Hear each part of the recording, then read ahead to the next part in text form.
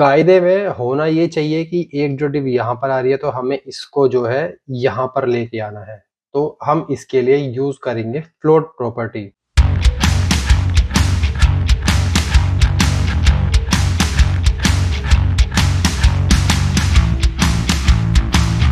Hello दोस्तों, welcome back to Mix Encoder. मैं हूँ आपका दोस्त विशाल और आज हम सीखने वाले हैं फ्लोट प्रॉपर्टी के बारे में, जिसका काम सिर्फ इतना होता है कि हमारे डिव जो नीचे नीचे नीचे आते रहते हैं उनको एक लाइन में डालने का काम करता है हमारा फ्लोट। इसका काम सिर्फ इतना ही होता है। इसके कुछ प्रोज एंड कॉन्स भी हैं जो हम अपने प्रैक्टिकल जब करेंगे तब सीखेंगे। तो चलते हैं अपने कंप्यूटर स्क्रीन पर और जानते हैं किस तरीके से फ्लोट प्रॉपर्टी यूज करनी है। ये मैं आ चुका हूँ अपने VS कोड पर। यहाँ पर एक HTML की फाइल बना लेंगे जिसका नाम हम रखेंगे फ्लोट, FLOAT। फ्लोट इसकी स्पेलिंग होती है .html कर हम एंटर करेंगे और हमारे पास एक फ्लोट की HTML फाइल आ जाएगी, पर अभी वो खाली है, जिसमें हम डालने वाले हैं अपना एक HTML का टेम्पलेट और जिसका नाम हम रख देंगे क्या, फ्लोट, FLOAT फ्लोट। और इसके बाद चलते हैं, यहाँ पर हम कुछ डिव बना लेते हैं। डिव डिव हमने बना लिया है। इसमें हम डालते हैं लॉरम का कुछ कंटेंट, जिसका हम डालने वाले लॉरम इंटू 2। सिर्फ 2 लाइन हम लेने वाले हैं इसमें और सेव करेंगे और चलेंगे अपने ब्राउजर पर और इसका एक बार आउटपुट देखते हैं हमारा आउटपुट क्या आ रहा है। अभी हमें एक लाइन दिख रही है, इसका भी कोई काम नहीं है, इसलिए हम इसको कर देंगे मिनिमाइज। इसके बाद जो है हम एक डिव और ले लेंगे और यहाँ पर कर देंगे हम पेस्ट। अब हमारे पास 2 डिव हो चुके हैं, जिसमें से मैं क्लास दे दूंगा इनको, या आईडी देकर हम इनको अभी फिलहाल नेम देते हैं। इसमें डाल देते हैं हम अपनी फर्स्ट डिव और दूसरा हम दे देते हैं आईडी। क्या हो रहा है ये, आईडी सेकंड। ठीक है, तो अभी क्या हो रहा है, इसको फॉरवर्ड कर लेते हैं एक बार और ओके।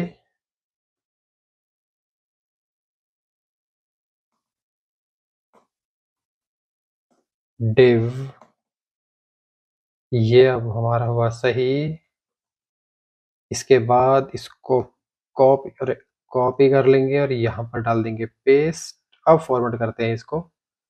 ठीक है, तो अभी हमारे पास हमारा 2 डिव आ चुके हैं। इसको हम देखते हैं हमारे स्क्रीन पर, ये इस तरीके से दिख रहे हैं। अभी तक कोई प्रॉब्लम नहीं है इसमें। ठीक है, अब हम क्या करते हैं, थोड़ा प्रॉब्लम क्रिएट करते हैं। स्टाइल हम दे देंगे इसको, जिसमें मैं लिखने वाला हूं डिव को पहले हम दे देंगे बॉर्डर और BORDER बॉर्डर दे दिया हमने इसको 2 पिक्सल सॉलिड रेड। रेड हमने कलर दिया। अब देखो हमारे पास कुछ ये इस तरीके से दिखाई दे रहा है। अब दूसरा काम हम क्या करते हैं, हम इसको देंगे विड्थ।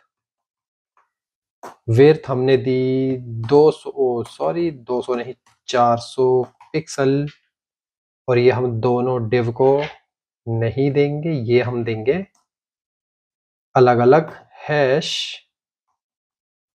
फर्स्ट हमने आईडी ले ली, इसमें हम डाल देंगे विड्थ इक्वल टू 400 पिक्सल और दूसरा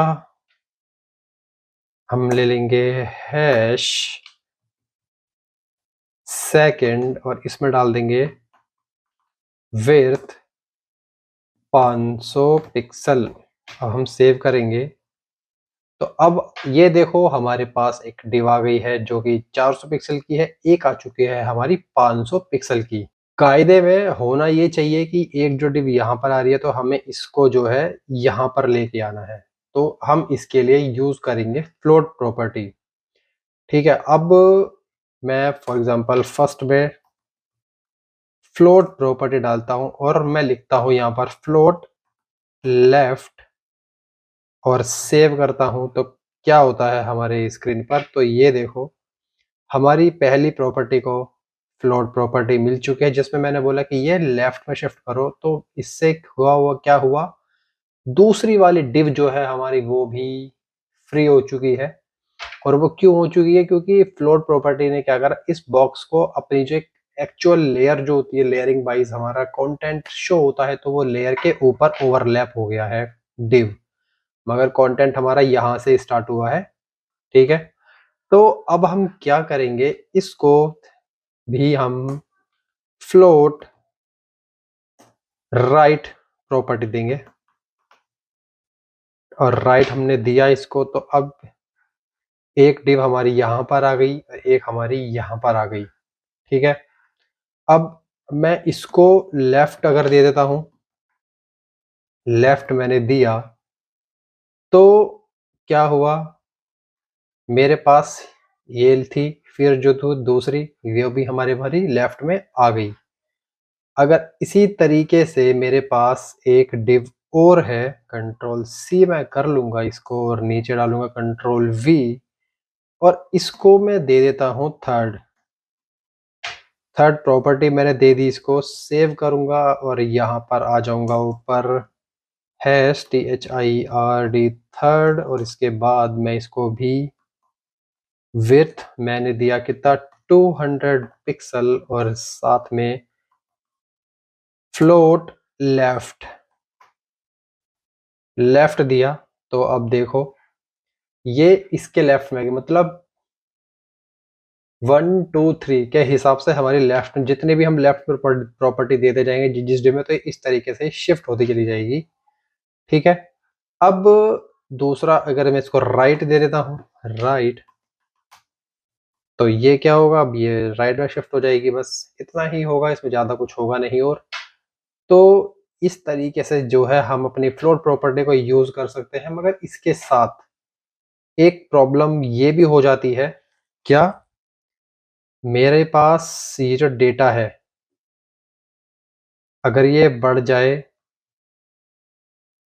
तो क्या होगा, तो ये डिव बढ़ जाएगी, मगर फिर मेन प्रॉब्लम आएगी कहां पर, ये आएगी यहाँ पे। अगर एक डिव इसके बाद जो है सेव अगर मैं कर लेता हूं इसको, तो ये देखो, ये भी हमारी इस साइड आ रही है। क्यों आ रही, क्योंकि हमने इसकी आईडी जो है सेम दे रखी है, थर्ड की जगह हम कर देते हैं फोर्थ।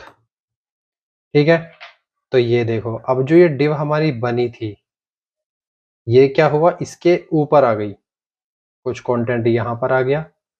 तो फ्लोट के अंदर ये एक प्रॉब्लम है, हम इसको प्रॉब्लम की तरह ही फेस करते हैं।